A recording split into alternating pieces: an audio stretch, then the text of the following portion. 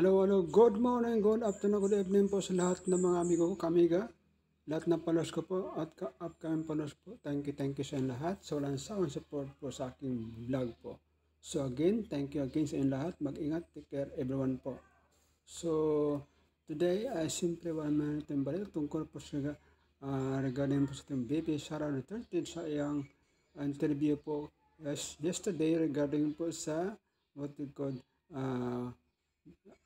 sa interview ng budget deliberation po yesterday po. Yan po ang balita kahapon. So, pakinggan po natin ang balita na to. So, through the courtesy of the update page po, TV page po. So, again, sa inyo po lahat, thank you. At siyempre, don't forget to like, share, at subscribe sa TV ko po, YouTube channel. Dahil kung may bago akong balita o gawa akong YouTube mga what could breaking balita Philippines ay mabigyan kayo notification kaagad. So, pakinggan po natin ating Vice Presidente ng Pilipinas po. No other than Sara. Ito po na po. Yung dugong nananalaytay dyan, dugo ni dating Pangulong Rodrigo Duterte. Yung moral compass niyan, parang kay Tatay Digong. Kaya sigurado tayo, pagka siya na naging presidente, nasa tamang kamay ang sambayan ng Pilipino. Pakinggan, unahin muna natin ito si BP Attorney. After ni BP, papasadaan natin yung muna yan, yung mga punto de vista kaugnay sa mga nangyayaring korupsyon sa ating bansa. Pero dito sa video na to, marami hong tinaasan ng kilay si BP dito, kaya ito uunahin natin. Mabilisan lang naman to. Ilang minuto lang, tapos rekta ho tayo sa tinig maisog. Isa ho sa mga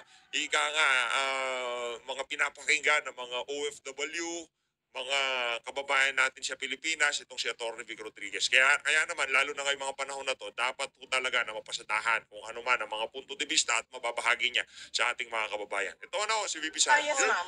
Opo. It was actually for last Friday. Ready na kami last Friday para the budget sponsor decided to defer it until Tuesday morning. So ngayon yun.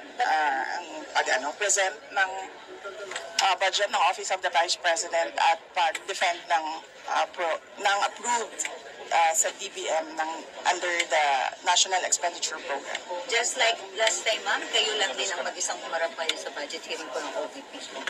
Oh, yes. Oo.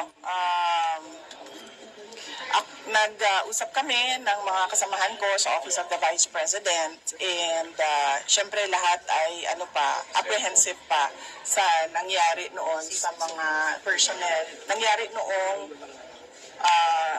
committee hearing sa House of Representatives sa mga personnel ng Office of the Vice President na ang daming kinabahan, ang daming nagka-anxiety, ang daming nagkasakit. So sinabi ko sa kanila na it is best kung ako na lang yung aharap sa budget hearing ng Office of the Vice President.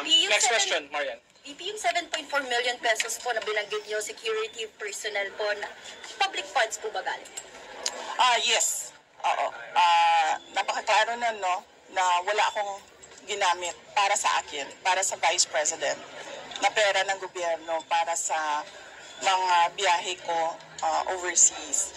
Ang merong charge sa Office of the Vice President ay yung security at decision yon ng Armed Forces of the Philippines kung magpapadala, ilan at kung sino. At yung pangalawa ay yung sa Office of the President, Office of the Vice President personnel na sumasama kapag meron akong events at activities for the Office of the Vice President. Ma'am, you were given an option earlier kung pwede niyo waive ang iyong parliamentary immunity, but you opted to answer the questions anyway. Why po? Yes, oo. Ano nga ba yun?